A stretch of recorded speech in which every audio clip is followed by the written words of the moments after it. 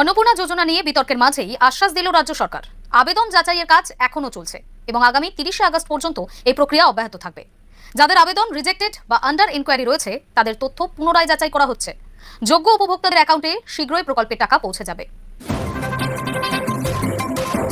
রাজ্য সরকারের অন্যতম আলোচিত জনকল্যাণমূলক প্রকল্প অন্নপূর্ণা যোজনাকে ঘিরে শুরু থেকেই বিভিন্ন মহলে বিতর্ক দেখা দিয়েছিল। বহু আবেদনকারী অভিযোগ করেছিলেন সমস্ত শর্ত পূরণ করে আবেদন জমা দেওয়ার পরেও তারা এখনো প্রকল্পের সুবিধা পাননি। অন্যদিকে বিরোধীদের একাংশের দাবি কিছু ক্ষেত্রে অযোগ্য ব্যক্তিরাও এই প্রকল্পের সুবিধা পেয়ে গিয়েছেন।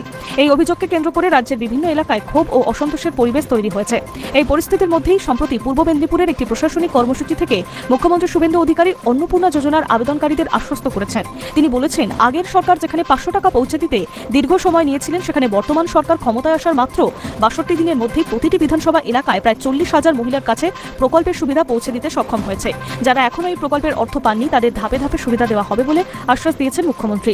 মুখ্যমন্ত্রী স্পষ্ট জানিয়েছেন, অন্নপূর্ণা যোজনার আওতায় আবেদন যাচাইয়ের কাজ এখনো চলছে এবং আগামী 30শে আগস্ট পর্যন্ত এই প্রক্রিয়া অব্যাহত থাকবে। যাচাইকরণ সম্পূর্ণ হওয়ার পর যোগ্য সমস্ত আবেদনকারীর ব্যাংক অ্যাকাউন্টে সরাসরি প্রকল্পের অর্থ পাঠানো হবে। তার দাবি, এই প্রকল্পে কোনো ধরনের রাজনৈতিক, ধর্মীয় বা সামাজিক পরিচয় বিবেচনা করা হবে না। শুধুমাত্র নির্ধারিত যোগ্যতার ভিত্তিতেই উপভোক্তাদের নির্বাচন করা হচ্ছে। প্রকল্পের স্বচ্ছতা বজায় রাখতে এবং বিভিন্ন অভিযোগের নিষ্পত্তির জন্য প্রশাসনের পক্ষ থেকে একাধিক পদক্ষেপ গ্রহণ করা হয়েছে। ইতিমধ্যেই রাজ্যের বিভিন্ন এলাকায় বাড়ি বাড়ি গিয়ে আবেদনকারীদের তথ্য যাচাইয়ের কাজ শুরু হয়েছে।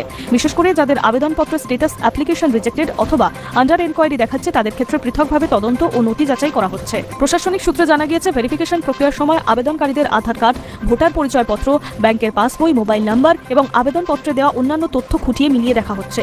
কোনো তথ্যের অসঙ্গতি পাওয়া গেলে তা সংশোধনের সুযোগও দেওয়া হচ্ছে।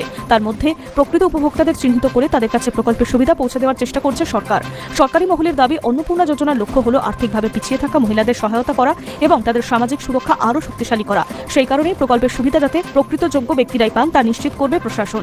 অন্যদিকে বহু আবেদনকারী এখনো পর্যন্ত প্রকল্পের অর্থের অপেক্ষায় রয়েছেন। তাদের একাংশের আশা, চলমান যাচাই প্রক্রিয়া শেষ হওয়ার পর দ্রুত তাদের অ্যাকাউন্টে অর্থ জমা পড়বে। ফলে এখন সকলের নজর আগামী 30শে আগস্টের দিকে। নির্ধারিত সময়ের মধ্যে যাচাইকরণ সম্পূর্ণ করে বাকি উপভোক্তাদের কাছে প্রকল্পের সুবিধা পৌঁছে দিতে সরকার কতটা সফল হবে এখন সেটাই দেখার।